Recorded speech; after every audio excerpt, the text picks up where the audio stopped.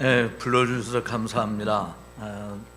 또 날씨가 굉장히 추운 올 겨울에 들어와서 가장 추운 날에 또 이렇게 모임을 개최해 주시고 또 이곳까지 이렇게 여러분들 모여서 함께 귀한 강의를 들을 수 있는 기회를 주신 하나님께 감사하고 청해 주신 강교자 여러분들께도 진심으로 감사를 드립니다. 잠깐 하나님 말씀을 한 구절 읽고 시작을 하도록 하겠습니다. 에베소서 5장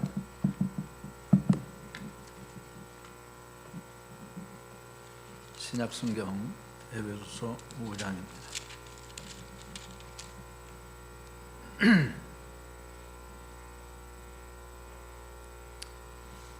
에베소서 5장 24절에서 마지막 절까지 제가 읽도록 하겠습니다.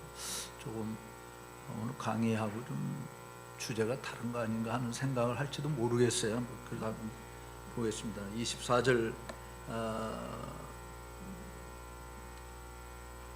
그러나 교회가 그리스도에게 하듯 아내들도 범사에 그 남편에게 복종할지니라. 남편들아 아내 사랑하기를 그리스도께서 교회를 사랑하시고 위하여 자신을 주심같이 하라. 이는 곧 물로 씻어 말씀으로 깨끗하게 하사 거룩하게 하시고 자기 앞에 영광스러운 교회로 세우사 티나 주름 잡힌 것이나 이런 것들이 없이 거룩하고 흠이 없게 하려 하심이니라. 이와 같이 남편들도 자기 아내 사랑하기를 제 몸같이 할지니 자기 아내를 사랑하는 자는 자기를 사랑하는 것이니라. 누구든지 언제든지 제 육체를 미워하지 않고 오직 양육하여 보호하기를 그리스도께서 교회를 보양함과 같이 하나니 우리는 그 몸의 지체임이니라. 이러므로 사람이 부모를 떠나 그 아내와 함께 합하여 그 둘이 한 육체가 될지니 이같이 이 비밀이 크도다. 내가 그리스도와 교회에 대하여 말하노라. 그러나 너희도 각각 자기 아내 사랑하기를 자기같이 하고 아내도 그 남편을 경외하라. 아멘. 기도하겠습니다. 존귀하신 하나님 아버지 감사합니다. 주께서 2023년도가 저물어가는 이 11월 마지막 날에 또 개혁주의 포럼을 열게 하여 주시고 귀한 종들을 통해서 또 우리가 알아야 될 진리들을 듣게 하신 주님, 이제 심히 부족한 종이 이 점심 먹고 난 이후에 졸립고 힘든 시간이지만 또 주님께서 피 흘려 세우신 주님의 사랑하는 신부인 교회에 대한 이야기를 함께 나누고자 합니다. 주께서 종의 입술을 주장하여 주시고 이 자리에 참여한 모든 주의 종들이 참으로 하나님의 말씀을 기쁨으로 받으며 또 함께 주님의 교회를 세워가는 일에 마음과 뜻과 정성을 다하여 주님 마음에 합한 주님이 임재하시기를 기뻐하시는 좋은 교회를 세워가는 남은 생애들이 되도록 도와주옵소서. 이 시간 악한 마귀 틈타지 않도록 홀로 주장해 주시기를 소원하오며 존귀하신 예수님의 이름으로 기도하옵나이다. 아멘.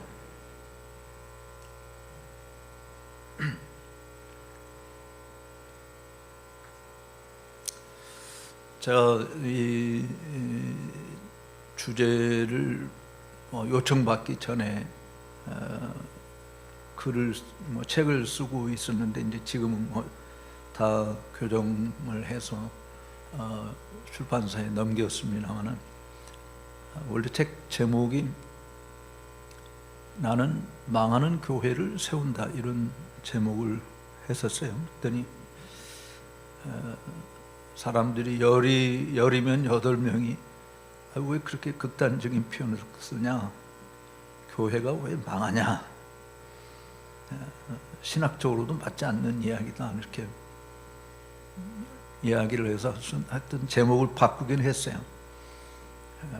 그래서 쇠하는 교회, 흥하는 교회 이렇게 바꾸고 부제를 무너지는 교회 바로 세우자 세우기 이런 제목으로 바꾸긴 했는데 마침 또 개혁주의 포럼에서 개혁교회 지금 앞에 적혀있는데 왜 개혁교회인가 이런 주제로 한다고 저보고 강의를 하라고 해서 제가 사실은 저보다 다 이제 훌륭한 학자들도 많은데 나는 이제 지는 해에 불과한 건데 내가 또 해야 되나 하고 그런 생각을 망설이다가 그래도 책을 쓴 김에 책 내용하고는 좀 다른 내용들이긴 하지만 그래도 유사한 것들을 이렇게 함께 나누는 것이 좋겠다 생각을 해서 강의 수락을 했습니다. 물론 제목은 개혁교회의 현재와 미래, 한국의 개혁교회는 괜찮은가? 근데 원래 제가 하고 드렸던 제목은 사실은 한국의 개혁교회는 안녕한가? 이런 거거든요. 여러분들은 안녕하십니까? 여러분 교회는 안녕한가요?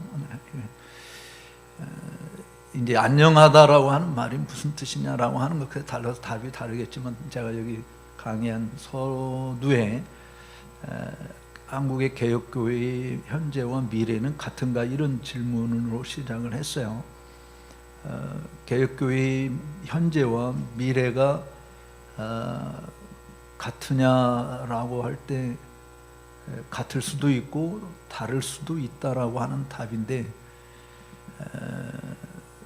같은 것이 어떤 의미에서 정답일 수 있는데 또 개혁교회는 항상 개혁되어야 된다라고 하는 이 모토를 생각하면 다른 것이 정상이라고도 말을 할 수 있어요. 근데 제가 여기서 이런 질문을 던진 것은 사실은 개혁교회의 현재와 미래는 주님이 갖고 진리가 같은 이상 같아야 된다라고 하는 것을 의미하는 겁니다, 사실은.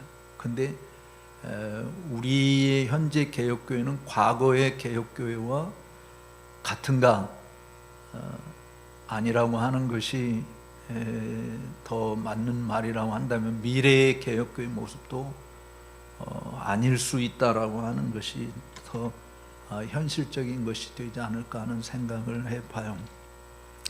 같아야 된다라고 하는 것은 조금 전에도 말한 것처럼 우리가 믿는 하나님, 그러니까 종교 개혁자들이 믿었던 하나님, 17세기 청교도들이 믿었던 하나님, 18세기 대각성 운동의 주역들이 믿고 섬겼던 하나님, 19세기에 자유주의와 맞서서 싸웠던 또 개혁파 신학자들이 믿었던 하나님, 그리고 20세기에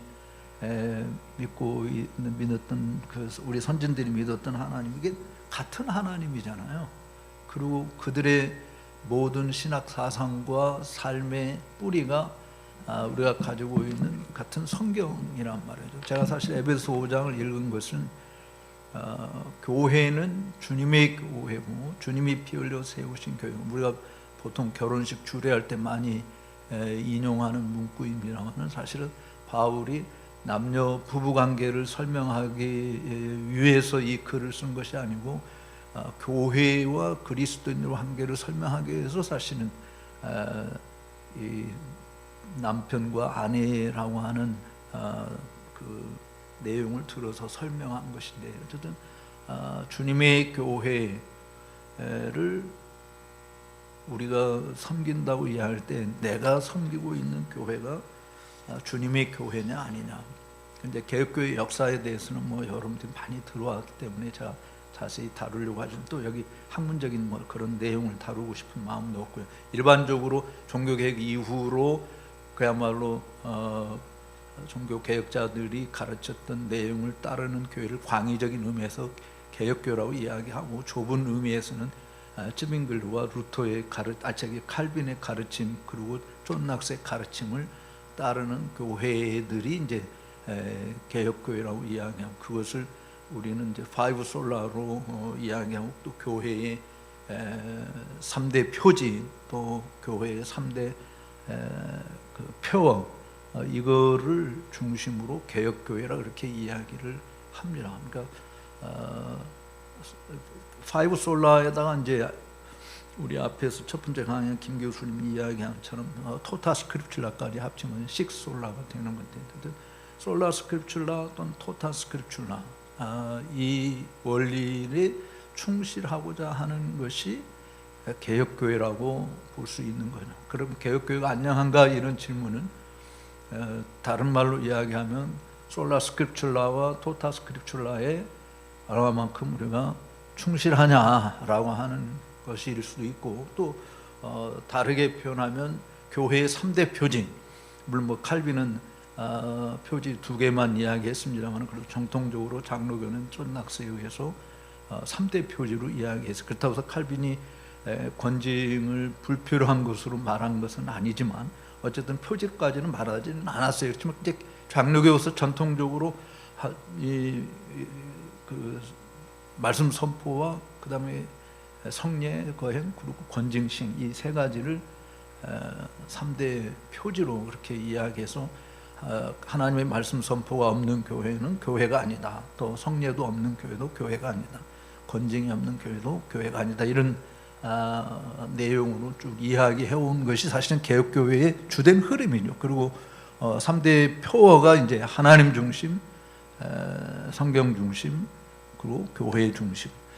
재미있는 것은 우리 이제 장로교회에서는 제가 발견한 것에 의하면 1980년도까지, 아니 70년대까지 교회 모든 교회 주보에, 뭐 제가 다른 교파 주보는 안 봐서 그 당시는 잘 모르겠는데, 어쨌든 장로교는 고신이든 우리 총신이든 70년대는 합신은 없었으니까 일단적으로 장로교에서 교회의 표어를 항상 하나님 중심, 성경 중심, 교회 중심 이 3가지가 주보에 항상 있었습니다. 그런데 점차적으로 그것이 80년도를 지나면서 사라져서, 제가 90년 초에 이제 영국에서 귀국해서 교회 주보들을 보았을 때 그 표어들은 거의 100이면 99개는 사라진 것 같아요.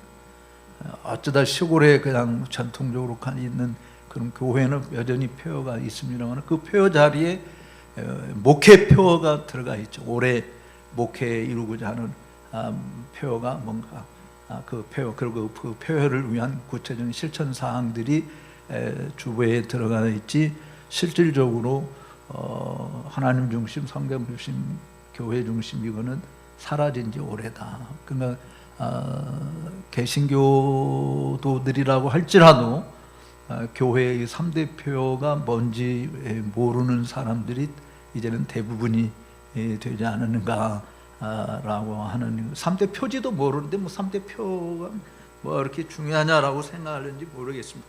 어쨌든 사실은 이 장로교에서 3대 표가 생긴 그 기원이 어디냐라고 제가 뭐 찾아봤는데, 기원이 특별히 없고 그냥 웨스트민스터 총회에서 만든 소요리문답 1번, 2번, 3문에서 하나님 중심, 성경 중심, 그리고 교회 중심이라고 하는 단어를 꺼집어냈다, 그런 그 가설이라고 해야 되나요? 그게 그래도 제일 유력한 이야기인 것 같습니다. 그래서 사람이 제일 되는 목적이 뭐냐? 하나님의 영광이, 그래서 모든 삶의 어떤 목적 다 하나님 중심으로 해야 된다. 그 다음에 그것을 제일 잘 가르쳐 줄 수는, 어떻게 하나님께 영광을 제일 잘 가르쳐 주는 것이 뭐냐? 2번에서 이야기한 대로 하나님의 영감된 말씀이다. 그리고 그 말씀을 가르치고 구현하고 하는 것이 교회다. 이렇게 해서 이제 하나님 중심, 말씀 중심, 교회 중심이 이렇게 이야기가 나온 것 같은데요. 사실 51쪽으로 넘어 하나님 중심이라고 이야기할 때 당시에 왜 이런 말이 더 강조되었느냐? 로마 가톨릭과 대조하기 위한 부분들이 맞죠. 우리가 종교개혁 당시도 항상 로마 가톨릭과 비교해서 바른 가르침, 성경이 뭘 바르게 가르치고 있느냐라고 했습니다. 그러니까 교황 중심이나 전통 중심이 아니라 하나님 중심이고 말씀 중심이다 라고 하는 것을 이제 이야기하고 있는 거고요.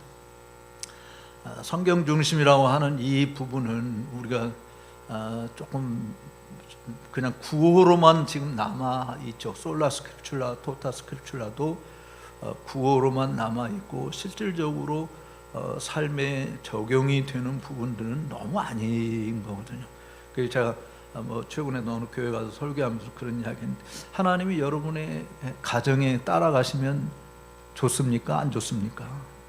하나님이 여러분이 가는 학교에 하나님이 따라가 주시면 좋습니까? 안 좋습니까? 직장 생활을 하는데 하나님이 함께 따라가 주시면 좋습니까? 안 좋습니까? 물어볼 때 전부 다 진짜 대답은 사실은 하나님이 함께 해 주시는 거잖아요. 왜냐하면 하나님 항상 우리 어디로 가든지 뭘 하든지 항상 하나님이 함께 하는 건데, 하나님 따라오면 안 되는 거잖아요. 그러니까 실질적으로 우리의 삶에서 하나님이 우리 집에까지 따라오시면 안 되는 거예요. 또 직장까지 따라오시면 안 되고 학교까지 따라오시면 안 되는. 그러니까 사실은 하나님의 말씀이 가정을 지배하고 내 직장 생활을 지배하고 학교 생활을 주도하는 일이 안 되는, 그게 무슨 토타 스크립츄라고, 그게 무슨 솔라 스크립츄라냐. 그러니까 하나님의 말씀과 하나님은 예배당이라고 하는 이 공간에 갇혀 계셔야만 하시지 이 바깥으로 결코 나오시면 안 되는. 그럼 나오면 어떻게 돼요? 굉장히 불편하잖아요. 마치 목사님이 여러분의 집에 따라가고 여러분 학교에 따라가면 여러분을 불편하듯이 하나님이 함께 따라온다고 한다면 너무너무 불편하게 느끼는 것이 되거든요. 그러니까 개혁주의 교회, 개혁파 교회가 사실은 진리를 붙들고 있음에도 불구하고 위력을 발하지 못하고 매력 없게 사람들에게 부각되어지는 것은 진리의 위력을 개혁파 교회를 다니는 사람들을 통해서 보지 못하기 때문에, 그것을 맛보지 못하기 때문에 일어나는 일이다라고 보아지는 것이죠. 사실 교회 자체를 칼빈은 마테르 피델리움이라고 해서 신자들의 어머니라고까지 표현을 했는데, 교회가 신자들이 그렇게 주님의 품 안에서 정말 젖을 먹고 양육되어지고 훈육되어지고 그렇게 해서 보양함을 받아서 아까 에베소서 읽은 것처럼 그렇게 보양을 통해서 그리스도의 장성한 분량에 이르기까지 성장하는, 그래서 사실은 우리가 어디를 가든지 복음의 향기를 펄펄 풍기고 다녀야 되는데 우리의 말, 행실, 믿음, 사랑 이런 모든 부분들에 있어서 그런 냄새를 풍기지 못하고 오히려 세속적인 사람들과 별 다를 바 없는 모습들이 더 많다. 그러니까 가정생활도 그렇고 학교생활도 그렇고 직장생활도 그렇고 토타 스크립츄라가 전혀 되어지지 않는, 신학교는 그런 토타 스크립츄라냐? 총회는 토타 스크립츄라냐? 전혀 아니라고 하는 것 때문에, 그러니까 구호로만 남아 있을 뿐이고, 제가 몸담고 있었던 신학교 안에도 얼마나 알력이 많습니다. 거기 솔라 스크립츄라, 토타 스크립츄라 이야기해봤자 아무 의미가 없는 거예요. 학교 안에서 벌어지는 일들, 또 교회 안에서 벌어지는 일들, 하나님의 말씀이 주도권을 가지고 있지 않으면서 그냥 개혁파 교회 이야기를 한다고 한다면 무슨 의미가 있을까? 또 교회 중심이라고 이야기하는 것도 사실은 그러니까 유니버설 처치는 캐톨릭 처치거든요. 그냥 인디비주얼 로컬 처치 중심이 아니고 주님의 공교회 중심을 이야기하는 거예요. 그런데 개혁파 교회가 그러냐고요.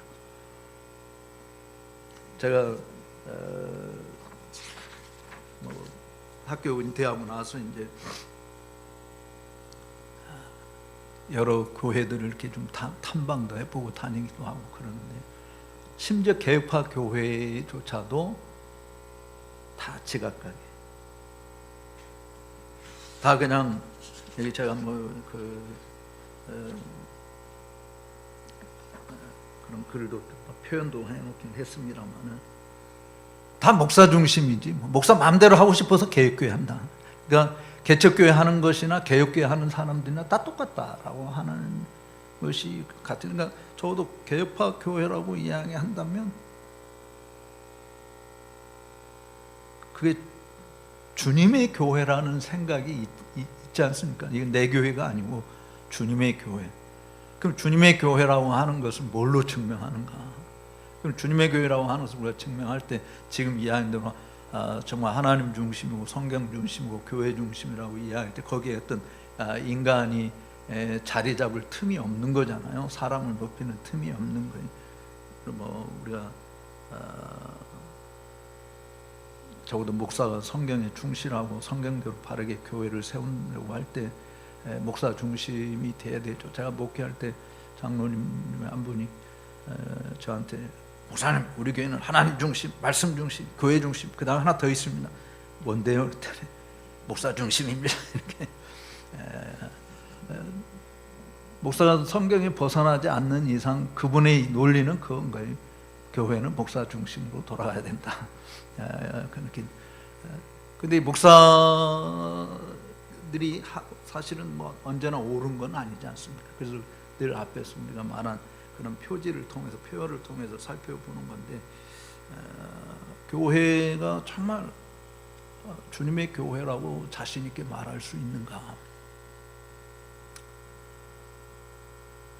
교회가 다 이대로는 안 된다라고 하는 것. 지금 오늘 앞에서 두 분 발표하신 교수님들도 그런 소리를 많이 듣고 학교에서 공부하시고 유학도 갔다 오시고 그랬으리라고 봐져요. 뭐 제가 앞장서서 그렇게 이야기한 장본인 중에 한 사람이었으니까.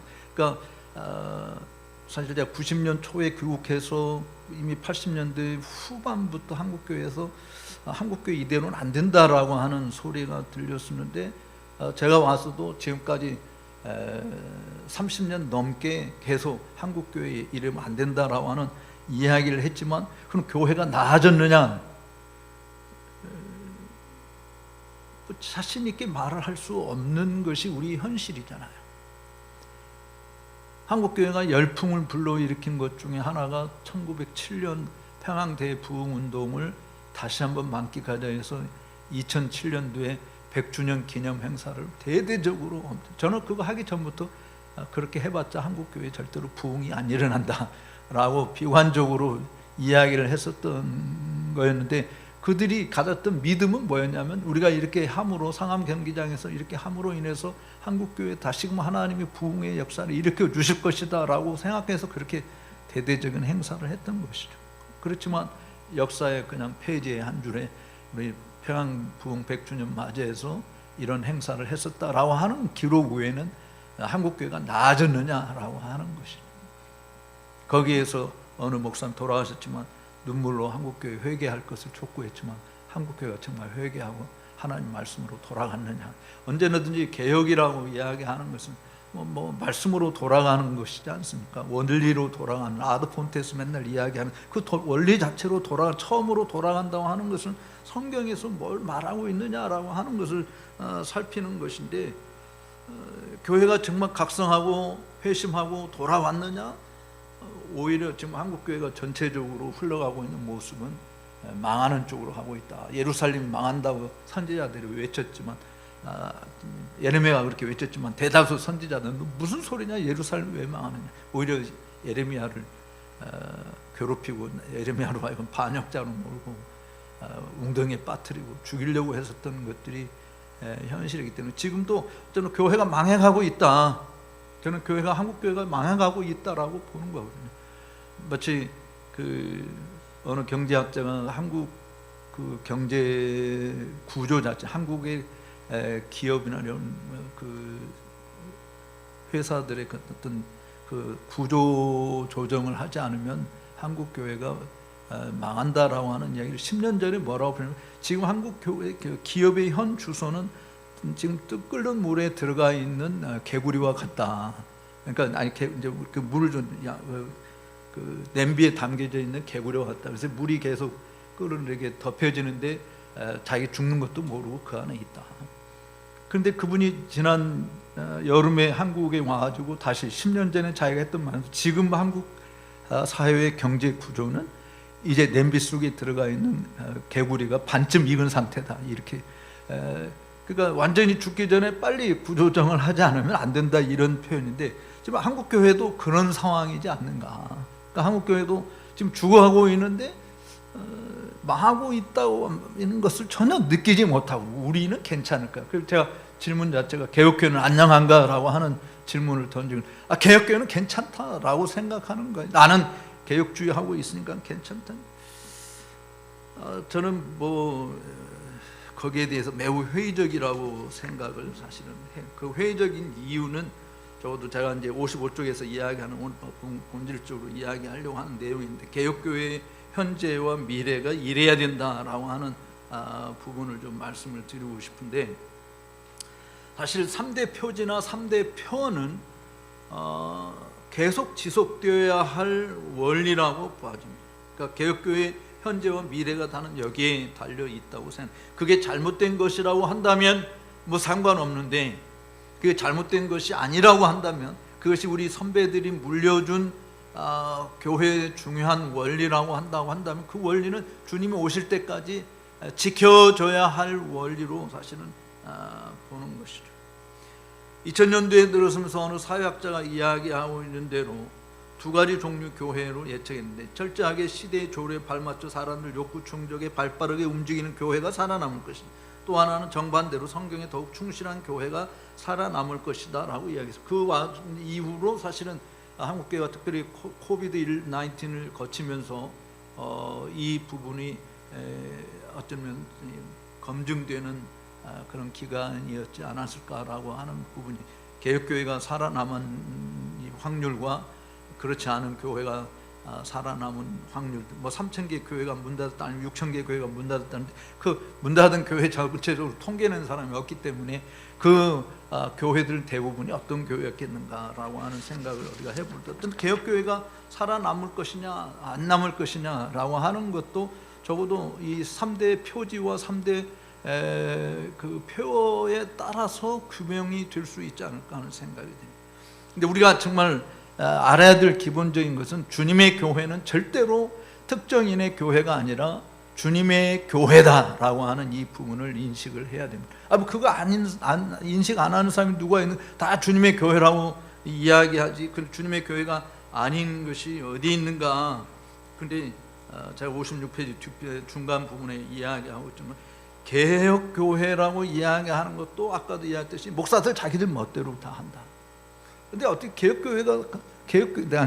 개혁교회가 아닌 교회들도 예배 순서들, 예배 방식, 교회 운영하는 것이 다 다른데 왜 개혁교회도 다 다르죠? 그럼 기준이 뭐예요, 개혁교회는? 그러니까 실질적으로 제가 봉파는 그냥 개혁교회도 목사 마음대로 한다. 그냥 표준 자체가 전혀 없는, 그러니까 공교회가 아니고 내 교회를 하니까, 그러니까 적어도 공교회라고 한다면 공교회가 맞는 주님의 교회, 공교회 맞는 주님의 교회의 모습을 우리들이 회복해야 되는데, 뭐 예배 시간에 부르는 찬송, 기도의 내용, 심지어 설교 이런 것도 다 제각각인 것이죠. 진리 안에서 통일성을 엿보는 것이 굉장히 어려워요. 개혁교회가 아닌 복음주의 교회들이 각자 다르듯이 개혁교회도 목사 중심의 사당화되는 느낌이 많습니다. 그래서 성도들은 어느 한 교회에 정착해서 지속적으로 섬기지 못하고, 개혁파 교회 성도들, 목사들이 다 경험하는 것이 뭡니까? 오늘은 이고 내일은 종. 교인들이 또 순례하는 거죠. 개혁파 교회를 순례. 그래서 한 곳에서 뭐 얼마 있다가 또 마음에 안 들면 다른 개혁파 교회 찾아가고, 거기도 마음에 안 들면 또 다른 데 찾아가고. 교회에 대한 기본적인 인식이 목사들한테도 부족하지만 개혁파 교회를 다닌다고 하는 성도들에게도 굉장히 부족한 것이죠. 그러니까 사실은 교회론에 있어서 제일 중요한 것이 그리스도의 몸에 붙어있는 지체, 성도와 이 그리스도의 관계가 그리스도의 몸에 붙어있는 지체지 않습니까? 그러니까 신약에서는 특별히 소마 그리스도스는 그리스도의 몸에 붙어있는 그리스도의 몸으로서의 교회를 이야기하니까, 그러니까 그리스도의 몸에 붙어있는 지체의 역할은 사실은 그리스도로부터 풍성한 양식을 공급받아, 그 공급받은 양식을 통해서 각자 자기가 맡은 직분에 충실한 거잖아요. 그 충실한 목적은 뭐냐면 그리스도의 몸을 온전히 세워가게 하기 위한 것이죠. 근데 개혁파 교회 모든 성도들은 교회로부터 내가 어떤 혜택을 누릴 것인가, 어떤 유익을 얻을 것이냐, 거기에 초점이 맞춰져 있지, 내가 주님의 이 교회를 세우는 일에 내가 어떤 기여를 할 것이냐라고 하는 쪽에는 전혀 관심이 없는 거죠. 그래서 자기가 원하는 것에 충족이 되지 않으면 뭐 이런 핑계 대고 저런 핑계 대고 그냥 떠나버리고, 그리고 이 교회 저 교회로 순례 여행을 다니는. 그래서 정말 주님의 교회를 온전히 세워가는 데 기여하는 일 사람들이 많지가 않죠.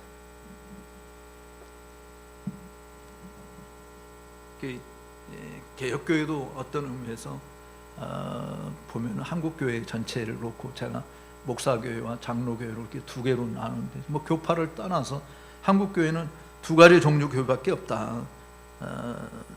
목사교회와 장로교회. 목사가 교회에서 힘이 세면 목사교회고 장로들이 힘이 세면 장로교회다.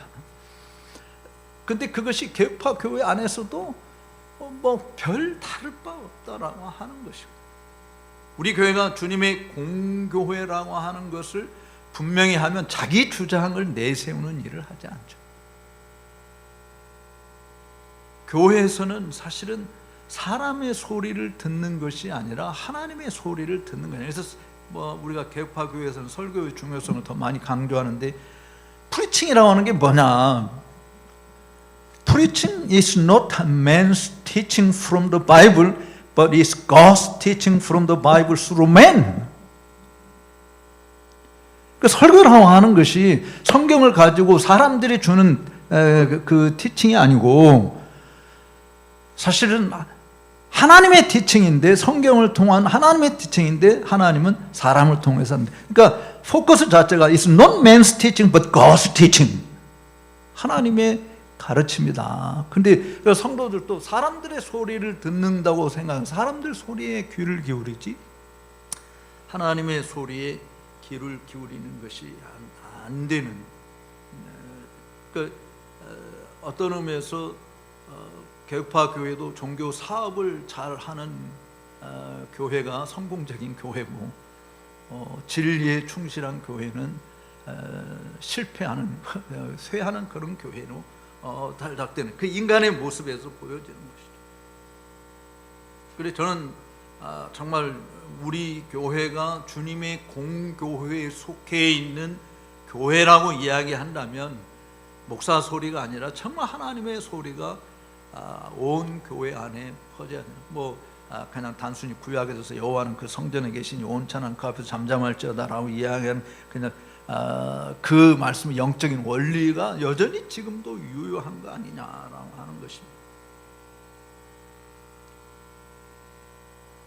어떤 의미에서 개혁파 교회도 내가 주님의 이름으로 선지자 노릇 하는 거고, 주님의 이름으로 권능도 행하고, 주님의 이름으로 귀신도 쫓아냈지만 마지막 날 주님 앞에서 내가 너 모른다라는 소리를 듣지 말라는 보장이 있나요? 듣지 않을 수 있다는 보장이 있나요? 그러니까 개혁교회의 가장 큰 단점이 뭐냐면,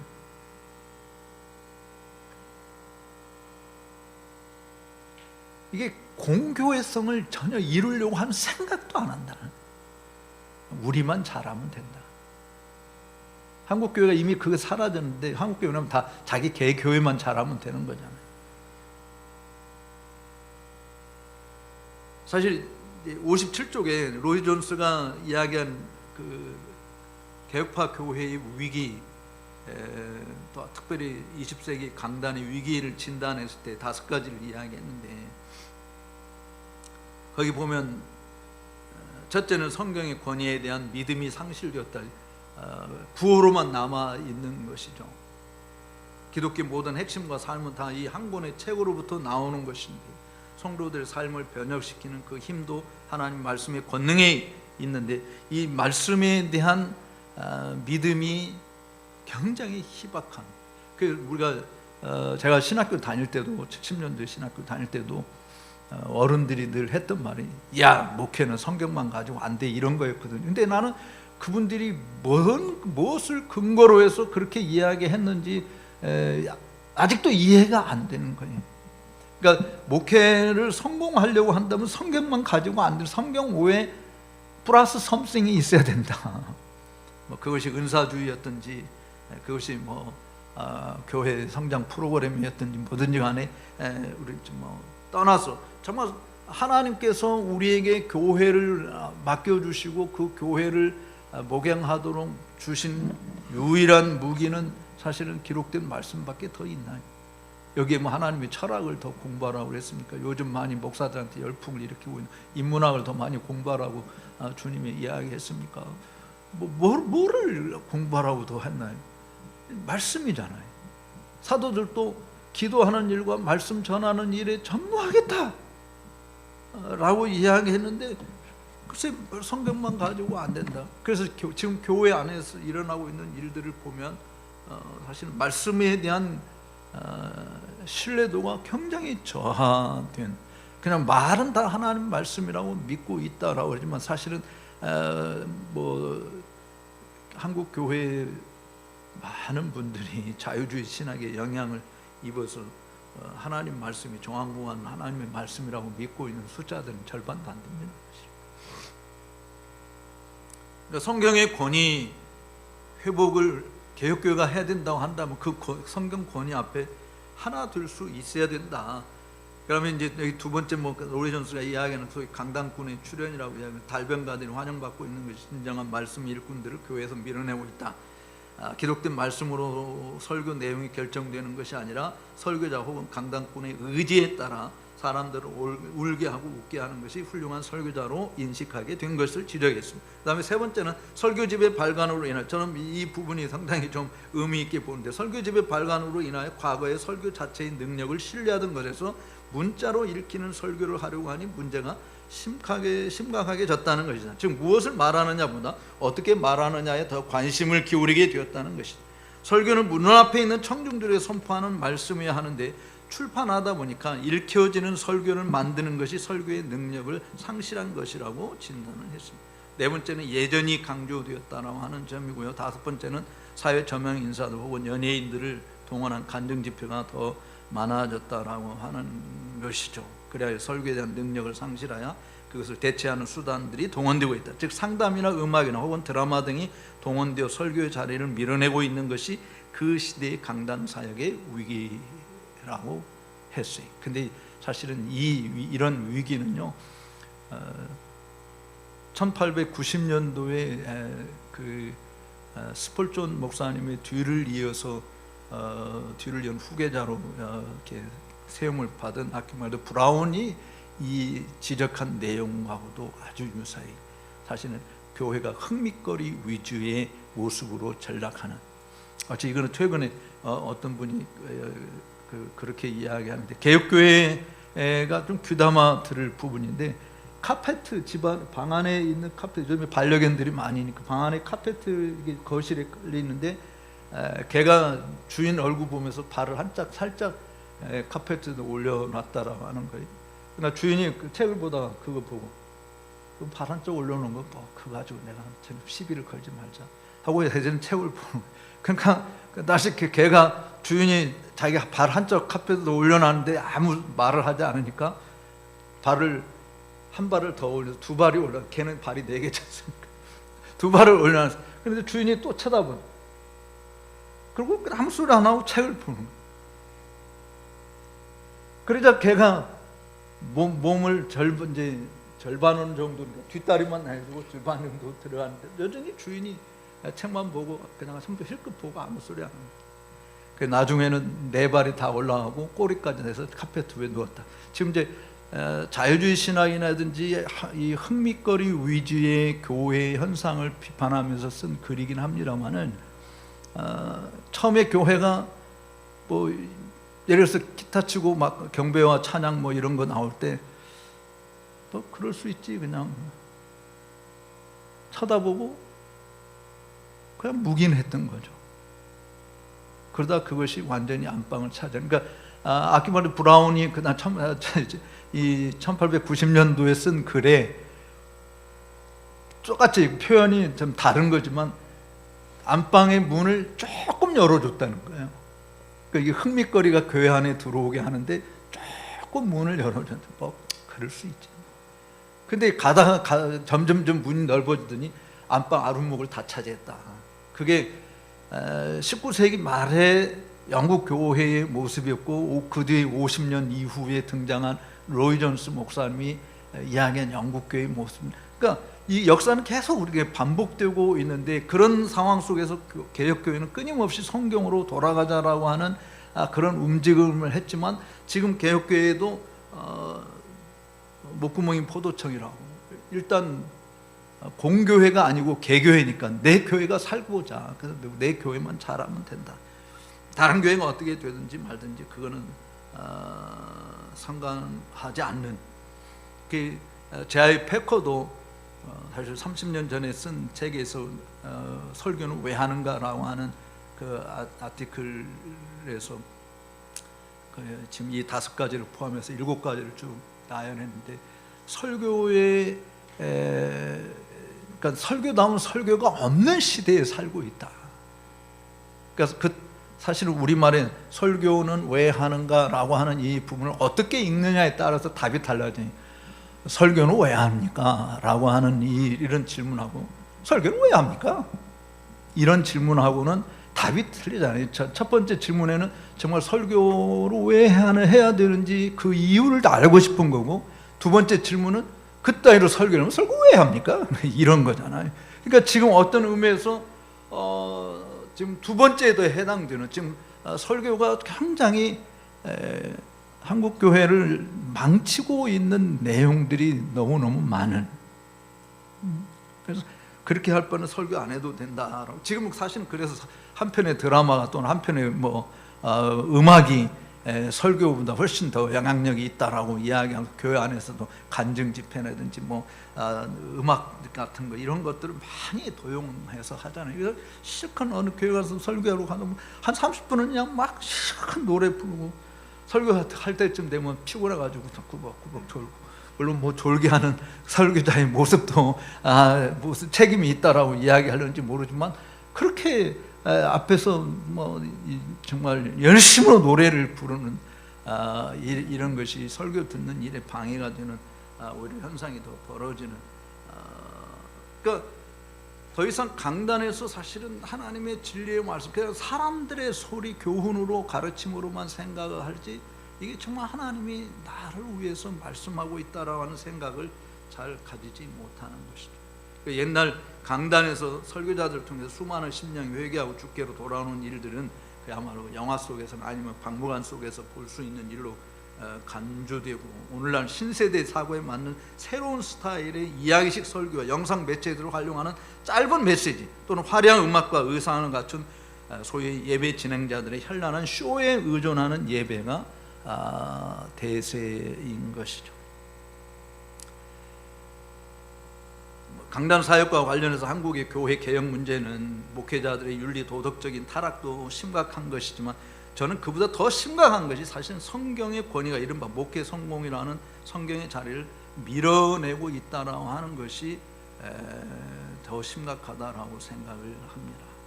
그러니까 아까도 이야기한 솔라 스크립처 자체가 구호나 예전인으로 그냥 전락되어 버려졌고, 전혀 실질적으로 삶을 주도하는 주된 동력이 되지 못하는. 그래서 감동적인 설교나 강의를 듣고 그래 맞아 고개를 끄덕이나 무릎을 치면서 이거야 라고 하는 그런 감동적인 동요가 전혀 없냐? 있어요 사실은. 그런데 그것이 하나님 말씀으로 구현되는 실천적 행동으로 이어지지 아니하는 이유가 뭔가? 저는 개혁교회도 목사의 욕심, 성도들의 욕심 때문에 일어나는 현상이라고 봐요. 내 자신의 의를 더 드러내고자 애써 하나님의 의를 부정해버리는 유대인들이 갔던 길을 우리도 그대로 답습하고 있기 때문이다라고 하는 거죠. 나도 한 건 했다로 하는 자기 과시욕에 사로잡혀 있는 것이죠. 그러니까 개혁교회 목사님들이 우리 교회는 괜찮아, 나는 그래도 성경대로 바르게 하고 있어, 교리적으로 튼튼하고 탄탄해 라고 하는 자기 자부심이 자만심으로 금방 뒤바뀌어지는 일들이 벌어지는 것이죠. 그리고 세속적인 가치에 의한 좋은 것들을 누리고 싶어하는 욕심이 여전히 우리에게도 있어서, 아까도 밥 먹으면서 우리 이 대화를 잠시 나눴습니다만, 기득권을 놓고 싶지 않은, 사실 성경대로 되돌아간다라고 하는 것은요 힘든 거예요. 그러니까 개혁교회 목사님들이 예를 들어서 시편 찬송을 불러야 된다, 이게 개혁교회의 중요한 전통이다라고 하는 거 알지만 그거 실천 안 하잖아요. 왜? 어렵잖아. 아까도 앞에서 찬송 인도하는 우리 공목사님 보내가 이미 녹화되어 있는 그 음을 듣고 해야 되고 뭐 하는 건데, 물론 사람마다 음악적인 그 달란트가 다르기 때문에 저는 사실은 뭐 악보 그 반주 없어도 그냥 악보만 보고 부를 수 있는 전 절대 감정을 하나님이 주셔서 그냥 제가 그 시편을 만들게 된 동기도 거기에 있었지만, 어쨌든 목사님들이 시편을 부르는 것이 개혁파 교회의 전통이고 성경적으로 옳다라고 하면 길을 쓰고서라도 그거 배워서 해야 되죠. 근데 편한 길을 간다는 거예요. 그래서 찬송을 계속 부르고 그냥 시편은 어렵다고만 생각하고, 사실은 그건 사단이 준 생각인데 시편은 어려운 게 아니고 우리한테는 새로운 건데, 새로운 거하고 어려운 거하고는 틀리거든요. 그러니까 애들한테는 모든 게 새롭다고 하듯이 성도들도 처음 접하는 거잖아요. 그러니까 그건 새로운 거예요. 그러니까 새로운 걸 배우면 되는 거잖아요. 근데 배우려고 하지를 않는 것이죠. 그러니까 귀찮고 힘들고 그냥 편안하고 익숙한 거 하려고 하는, 그러니까 기득권을 포기하지 않는 부분인 것이죠. 그러니까 그걸 고치려면 굉장히 노력을 기울여야 돼요. 제가 사실은 원래 음치였었는데 이거를 해결하기 위해서 정말 하나님 앞에서 내가 하나님을 찬송을 잘해야 되는데 내가 이렇게 노래를 이런 식으로 해가지고 되겠는가, 피나는 노력을 3년 동안 한 거예요. 사실은 엄청난 노력을 기울인 거예요. 왜냐하면 하나님 찬양을 바르게 하자라고. 그러면 우리가 똑같이 개혁파 성도들도 교회들도 이래야 된다라고 생각하면, 그것이 옳다고 성경이 이야기하면 옳지만 현재 우리는 이런 핑계거리가 아니라 그걸 하려고 자기 뼈를 깎는 노력을 해야죠. 하나님 말씀이 그렇게 가르치고 있으니까.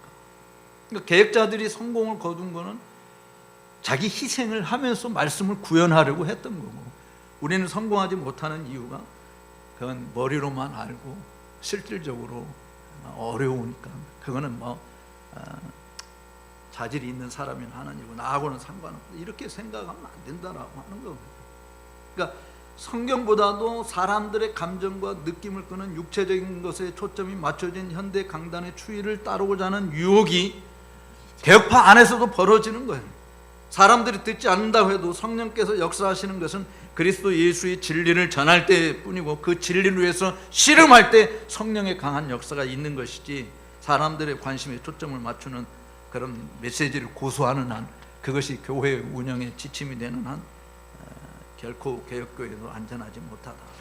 개혁교회도 사실은 영적 전쟁 상태에 있는데, 이 영적 전쟁을 이기는 이는 물론 하나님의 전신갑주를 입는 것이죠. 근데 사실 바울이 에베소 6장에서 하나님의 전신갑주를 이야기하고서 빼놓지 않고 말한 것이 뭐냐면, 전신갑주 바로 끝나는 다음에 무시로 성령 안에서 기도할 것을 이야기하잖아요. 그리고 자기가 복음의 비밀을 담대히 말할 수 있도록 기도하자고. 그 개혁교회의 취약점이 저는 여기서 또 하나 발견되는 거예요. 이렇게 공부하라고 모이는데 그래도 오늘 적게 와서 제 목사님이 탄식을 하셨지만, 교리적인 공부 배우는 걸 열심히 잘 모여요. 근데 기도하자고는 안 모이잖아요. 이거 강의 빼고 여러분들 한국 교회, 개혁교회를 살리는 일을 위해서 우리가 함께 기도하자. 하나님의 교회를 살리는 일을 위해서 기도하자. 이 부분으로 함께 모이자라고 하는 그런 모임을 들어본 적이 있나요? 제가 페북에다가 기도할 사람 연락 주세요. 같이 기도합시다. 한 놈도 연락이 없어. 그거는 우리는 다 알아서 그냥 기도하니까. 그럼 개인적으로 기도를 안 해서, 개인적으로 난 다 기도한다고 이렇게 믿어요. 저도 역시 개인적으로 늘 기도하는데, 근데 모여서 합심해서 기도하는 이 일이 필요한 것이죠. 개혁자들이 그런 본을 보였고, 청교도들이 그런 본을 보였고, 18세기 대학성 운동이 일어나기 직전에 찰스 시몬 같은 사람, 또 리차드 브룩스 같은 사람, 이런 사람들이 그냥 찾아다니면 같이 기도 모임을 한 거예요. 그러니까 좀 합심해서 기도하는 것이 필요하다. 근데 기도회는 우리 교회 부흥을 위해서 기도하고, 아픈 환자들을 위해서 기도하고, 자녀들의 학교 진학을 위해서 기도하고 사업을 위해서 기도하고 그런 것은 기도하는데 정말 순수하게 주님의 교회가 이 땅에 견고하게 세워지기 위해서 하나님의 말씀이 주인 노릇하는 일을 위해서 정말 그리스도가 교회의 머리라고 하는 사실을 온 땅에 드러내는 일을 위해서 그리고 우리가 정말 하나님께 속해 있는 하나님의 백성이고 우리가 하는 모든 일들은 정말 하나님의 말씀대로 하는 것입니다 라고 하는 것을 주변 사람들이 알게 하기 위한 눈물의 기도가 우리에게 있느냐. 사도들은 기도하는 것과 말씀 전하는 일을 하는데 우리는 꼭 바꾸자는 순서를 말씀 전하는 것과 기도하는 일에 전무하겠다. 그래서 말씀 공부를 열심히 해요. 개혁교회에서 목회자들 치고 교리적인 가르침이 없는 데가 어디 있습니까? 다 나름대로 다 한껏 하는 사람들 아니에요. 근데 취약점이 뭐냐? 기도하잖아요. 제가 몇몇 교회, 개혁교회를 이렇게 탐방해서 목사님들 앞에서 기도 인도하는 걸 들어보면 정말 하나님께 감사하는 것도 있지만 그렇지 못할 때가 더 많아요. 왜 이렇게 기도가 약한지. 목사님들이 앞에 나와서 공기도 하는데 그 공기가 너무 약해요. 가르침은 뭐 잘하는지 모르겠는데 또 기도 내용도 정말 미사역으로 써서 화려한 말잔치를 하는 거죠. 그러나 그게 생명력이 없는, 그것은 본인의 개인의 경건 생활에 뒷받침이 되는 것입니다. 뒷받침이 있어야 되겠습니다만은 사실 우리가 함께 모여서 기도하는 일이 필요하다. 물론 이제 종교 계획자들 중에서도 찌빙글리는 소리내서 합심해서 막 기도하는 이런 거를 금했고 그거 권장하는 사람 많지는 않은데 그래도 어쨌든 마음을 같이 해서 그 기도하는, 그러니까 찌빙글 같은 경우는 은밀한 기도를 많이 해야 된다라고 하는 부분을 많이 강조를 하긴 해서 그래서 찌빙글리의 작품 중에서 기도를 다룬 작품은 없어요. 따로 그냥 뭐 글 속에서 이렇게 기도에서 언급한 건 있어도 그러나 칼빈이나 루트, 그렇지만 제가 말하고 우리가 같이 지금 합심 기도하는 이 부분은 그야말로 주님의 이름이 높임을 받는 일을 위해서. 왜냐하면 교회라고 하는 게 주님의 교회이기 때문에 주님이 우리 집에, 여러분 집에 들어가면 편안하지 않습니까? 집에 들어갔는데 굉장히 어색한 사람이 누가 있어요? 물론 새 집 들어가가지고 처음에 이게 우리 집인가 하고 적응이 필요해서 어색함을 느끼는지 모르지만 그러나 여러분의 집이라고 하는 것 때문에 어색함은 금방 사라지고 편안하잖아요. 여러분의 집이니까. 그러면 주님이 우리 교회에 임재해 주시기를 바란다고 할 때 우리 교회가 주님의 교회라고 한다면 주님이 오시기에 편안해야 되는데 편안하지 못합니다. 청교도 중에 한 분은 안식일을 그렇게 설명하는 것을 저는 정말 바로 이거다. 안식일이 뭐가 안식일이냐라고 이야기할 때 그분이 이런 설명을 했어요. 졸리니까 한번 따라서 합시다. 주님이 가장 편히 쉬는 날이 안식일이다. 그러니까 우리가 쉬는 날이 아니고 주님이 가장 우리 가운데 임했을 때 가장 편히 쉴 수 있는 그런 날이 안식일이다. 이렇게 이야기. 그럼 주님이 우리 교회에 와서 정말 마음 편안하게 앉아 계실 수 있는가? 자식들 싸우는 집에 가면 부모가 가요? 안 가요? 서로 싸우면 안 가죠. 가더라도 가시방에서 그냥 빨리 나오지.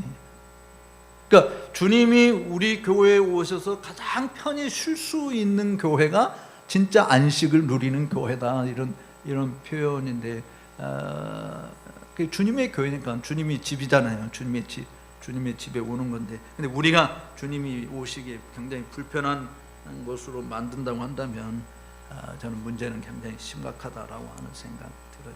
그래서 좀 저는 이 시간을 통해서 여러분들에게 제안하고 싶은 것이 이렇게 포럼하는 것도 좋지만 기도하는 시간을 가지는데 모여서 함께 기도하는 시간이 필요하다.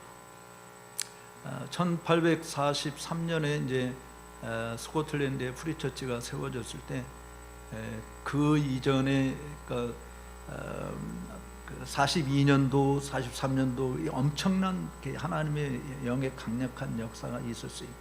근데 그 일이 일어나기 전에 토마스 찰머스를 비롯해서 로버트 머레이 맥체인이라든지 윌리엄 커니어라든지 이런 분들이 사실은 학교 다닐 때부터 뭐였냐면 매주 토요일마다 모여서 자기들 조국 교회를 위해서 눈물로 기도합니다. 그것이 뒷받침이 되어서 사실은 그 당시에 그 어려운 정말 상황을, 폭풍우가 쏟아지는 그런 상황 속에서 그걸 헤쳐나가서 하나님이 견고한 교회를 다시 세우는 위대한 역사를 이룬 것을 우리가 보는데, 우리들도 그런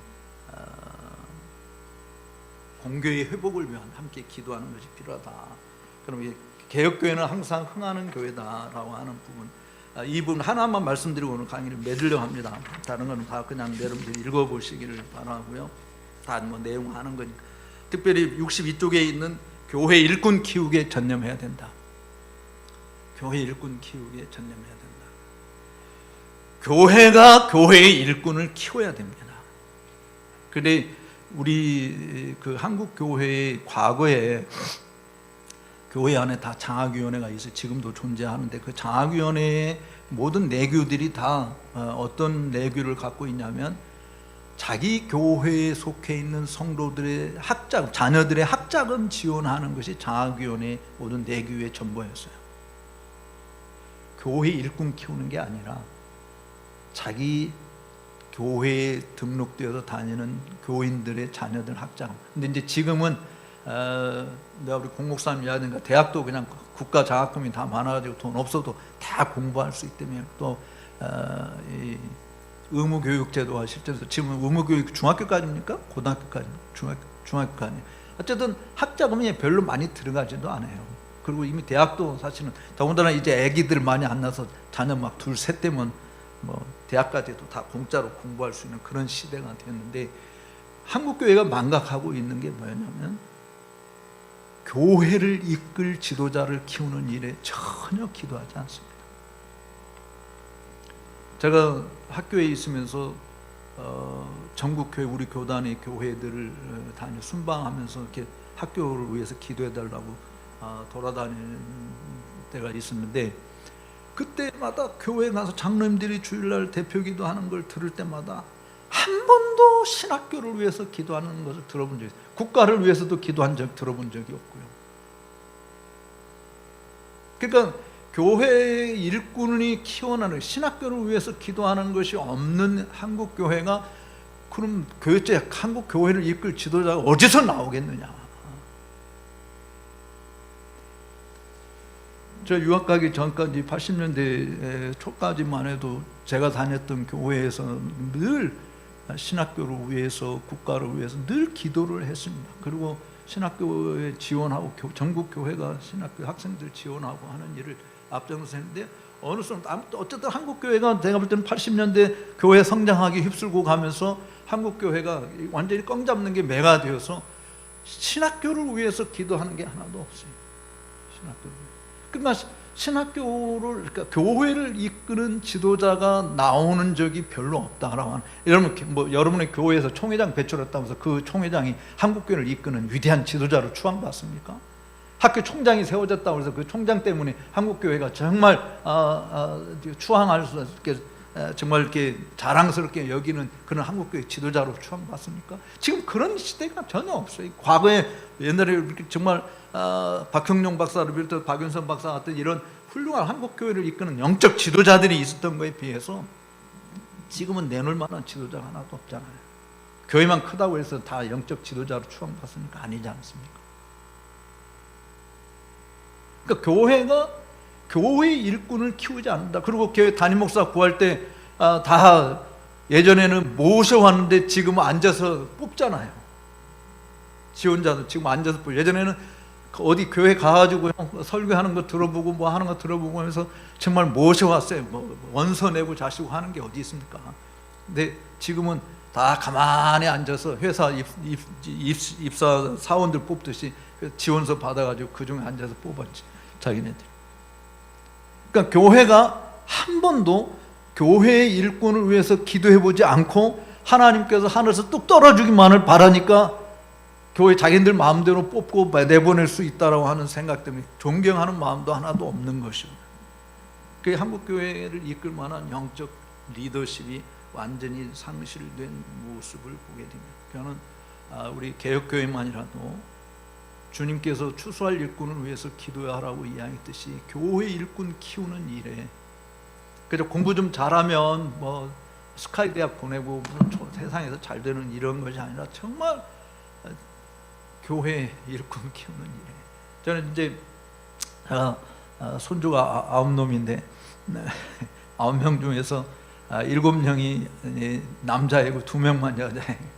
그래서 7명 남자애들 있고, 하나님 이놈들이 다 목사가 됐으면 좋겠다. 나는 그러게, 나보다 다 미쳤다고 그러죠 사람들이. 아니 진짜 무슨 목사가 되는. 근데 정말 뭐 똑똑한 손주들도 있고 그런데 어쨌든 하나님께서 어떻게 인도하실지 모르지만 그 주의 나라의 보배로운 일꾼들로 자라도, 목사들이 그냥 뭐 우리 아이들 잘 자라서 그저 우리 뒤를 이어서 한국 교회를 이끄는 목사가, 그냥 개교의 목사가 되는 그런 것으로 만족하지 말고 좀 한국 교회에 영향력을 미칠 수 있는 어른을 키우는 일이 교회가. 그러니까 교회가 그것을 놓고 기도해야 되는데, 왜냐하면 다 개교회주의니까. 그러니까 공교회는 표현 자체가 지교회거든요. 지교회, 개교회가 아니고 가지지자를 써서 지교회라는 말을 쓰는데, 지교회는 다 같아요. 지역만 다를 뿐이지 거기에 신학이 같고 예배 모범이 같고 직제가 같고 권징이 다 같은 부분입니다. 그래서 공교에 대한 이 부분은 제가 2019년도에 쓴 책 중에 한국의 교회 위기, 성경에서 답을 찾다, 이런 제목의 책이 있는데, 그 책에 보면 공교회에 대한 내용을 쭉 언급해 놓은 것이 있기 때문에 여러분들이 읽어보셨으면 좋겠고요. 그리고 공교회라고 할 때 가장 시급한 것이 그 교회를 이끄는 지도자. 그러니까 존 낙스도 종교개혁하면서 우리가 개혁교회를 시작해야 된다고 이야기할 때 그냥 아무나 하지 않고 잘 개혁된 목사들을 중심으로 사람 키우는 일을 한 거죠. 사실 1560년까지 스코틀랜드 모든 교회가 로마 카톨릭이었잖아요. 근데 존 낙스에 의해서 로마 카톨릭 교회가 이제 국교로서 폐지되고 그야말로 장로교가 국교로 새로 등극을 하는데 사람이 있어야죠. 우리 같으면 그냥 옛날 6.25 전쟁 때 소년병 하듯이 아직도 되지 않은 사람 막 세우고 이랬을지 모르겠어요. 근데 그러지 않았어요. 철저하게 훈련시켜서 각 지역마다 제대로 훈련된 사람, 교회 일꾼들 보내는 일들이 많아요. 그래서 사실은 제1칠에서나 2칠에서의 상당수가 교회 일꾼에 대한 언급을 많이 하지 않습니까? 근데 우리는 교회 일꾼이라고 하면서 개교회를 이끌어서 개교회 장로로, 집사로, 권사로, 정말 그것도 성경대로 세우면 참 감사한데 성경대로 세우지도 않고 신학교에 학생들 보내는 것도 다 각자 도생이지 않습니까? 목회도 다 각자 개인의 능력이, 그래서 돈 넣고 돈 먹기나 똑같은 거예요. 그러니까 개교회 주니까 뭐 내가 잘나서 교회를 이룬 것처럼 착각하게 만든 이런 현상들이 벌어지는데, 저는 우리 동역자 여러분들 정말 교회 일꾼 키우는 일에, 그래서 뭐 우리 최도한 목사님은 마스터즈 신학교를 한다고 해서 교회 일꾼 키우자고 그렇게 하는데, 사실은 정말 각 교단마다 합동이면 합동, 합신이면 합신, 대신이면 대신, 고신이면 고신, 전체 교단 교회가 그 교단 신학교와 교수들을 위해서. 근데 우리 합동체가 너무 커서 그런지 몰라도 학교에서 누가 가르치는지 교회가 아는 사람 아무도 없어요. 몇몇 유명한 교수들 외에는 누가 가르치는지 관심도 없습니다. 그곳에서 뭘 배우는지 관심도 없어요. 우리 여기 지금 목사님들 벌써 신학교 여러분들이 졸업하고 나서 개교에서 목사님들이 여러분에게 학교에서 뭐 배우는지 그 점검하고 확인하는 담임 목사 본 적이 있습니까? 그런 거 확인 안 해요. 중요하게 생각하지도 않고 누구 밑에서 뭘 배우느냐 중요하지 않은 거예요. 그러니까 교회가 교회 일꾼을 키우는 일에 심혈을 기울이지 않는 한 한국 교회는 망한다. 일반 회사에서 똑똑한 사람, 제대로 된 실력 있는 사람 한 사람 키우는데 그 한 사람이 10만 명 먹여 살린다고 이야기했던 사람이 이병철 씨가 있거든요. 삼성. 그래서 사실은 모든 기업인들이 정주영 씨도 마찬가지고 이병철 씨도 마찬가지고 그다음에 최중 SK 그룹의 창소 최종희 씨인가 그분도 그렇고 LG도 그렇고 무슨 하자 그분들이 전부 다 강조했던 게 뭐냐면 인재 양성이었거든요. 그래서 이 회사가 정말 인재들을 키우는데 엄청난 노력을 기울였기 때문에 저는 지금 우리나라가 이렇게 참 경제 대국의 자리까지 올라온 반석이 되었다라고 이해하는데, 한국 교회가 적어도 80년대 이후로 지금까지 한국 교회가 주도하고 있는 교회에 세계적으로 영향을 미치고 있는 일꾼들을 내놓으라 때 손꼽아요. 사람이 별로 없어요. 선교지는 선교지 나름대로. 제가 필리핀 이야기만 하고 마칠게요. 지난번에 필리핀 가서 선교지 가서 놀란 것 중에 두 가지가 있는데 그 중에 하나가 뭐냐면 필리핀 몰랐던 거예요. 이번에 가서 알았더니 필리핀 안에 상류층들만 다니는 교회가 있고 그 다음에 아주 하층 계급이 다니는 교회 두 개로 완전히 나눠져 있어요. 근데 우리 한국 선교사님들이 대체로 활동하는 건 다 빈민층들을 대상으로 이 저층 계급의 사람들을 대상으로 하는 거예요. 저는 상류층 교회가 있는지 몰랐거든요. 이번에 가서 알은 거예요. 그래서 상류층 교회 가는 사람들은 그러니까 이 서민층에 다니는 이 사람들을 마치 옛날 우리 조선시대의 양반이 머슴들 집안의 노비들 부리듯이 그렇게 부리더라고요. 같은 교인인데도 집에서 일 도와주고 뭐 하는데도 아예 상종이 안 되는 그런 부분이에요. 그래서 제가 이제 선교사님들한테 당신들은 필리핀 사람들이 아니기 때문에 상류층의 사람들을 만날 수 있지 않느냐, 만날 수 있다. 근데 그들하고 교제가 안 이루어져요. 제가 이유를 알았는데 그 이유가 뭐냐면 필리핀의 상류층에 다니는 교회의 목사님들은 거의 다 미국이나 유럽에서 PhD를 받은 사람들이에요. 근데 우리 한국 선교사님들은 선교사님들 중에서 PhD 받고 영어가 능통하든지 뭐 하는 사람이 거의 없는. 그러니까 그 상류층의 목사님들이 한국 선교사님들을 우습게 보는 거죠. 실력이 없으니까. 그럼 뭐 저는 그 교회가 존재한다고 하는 것 자체가 잘못됐다고 생각하는데, 어쨌든 우리 그 선교사님들이 빈민층을 50년 동안 사역을 했어요. 그러면 빈민층 50년 동안 하면서 50년 동안 키운 사람이 있을 거 아닙니까? 우리도 예전에 선교사님들이 와서 정말 백정들, 머슴들, 그 노비들 먼저 접근하고 그들을 건져내서 예수 믿게 하고 교회에 대한 일꾼들이 되게끔 만들었던 것처럼 뭐 잘 아는 게 금산교회 사례 아니에요? 전라북도 정읍에 금산교회.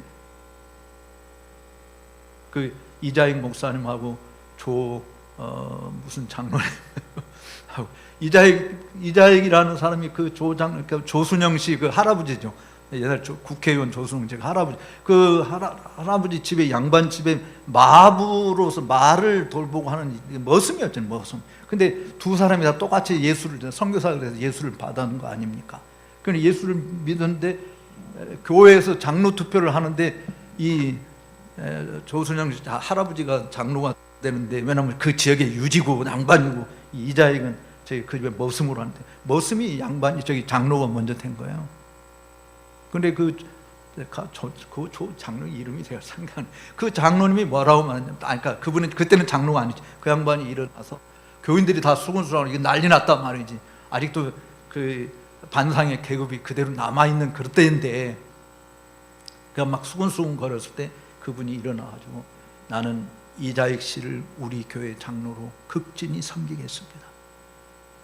그래가지고 그 소용들을 잠재웠어요.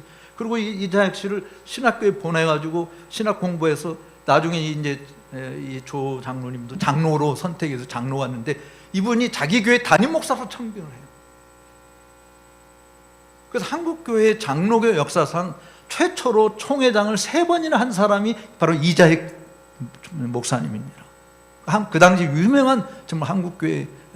여러분, 우리 복음만이 그런 일을 바꿀 수 있잖아요. 그러면 필리핀에도 빈민들을 그렇게 50년 동안 했으면 필리핀 교회를 이끄는 지도자가 있어야 될 거 아니냐. 한국 선교사님들이 내세울 만한 필리핀 교회 지도자가 없는 거예요. 저는 우리 개파를 사랑하는 여러분들 그냥 뭐 이 강의한 대로 하지 않아서 늘 대단히 죄송하게 생각을 합니다만 일꾼 키웁시다. 그리고 그 일을 위해서 기도합시다. 함께 기도하는 시간을 가지시고 그리고 일꾼 키우는 일을 함께 노력하는, 그냥 신학적으로 많이 교리적인 논의 뭐 할 만큼 한국 교회 개파 교회들처럼 뭐 많이 신학 많이 아는 사람이 누가 있어요. 근데 부족한 것이 기도가 너무 부족하다. 그리고 일꾼 키우는데 너무 신경을 안 씁니다. 그래서 정말 제대로 된 사람이 있으면 여러분 사비를 들어서라도 해외 그냥 유학 공부도 시키고 해서 정말 좋은 일꾼, 한국 교회를 이끌 수 있는 그런 지도자를 하나님이 세워주시고 그래 기도하고 같이 협력했으면 좋겠습니다. 강의 들어주셔서 감사합니다.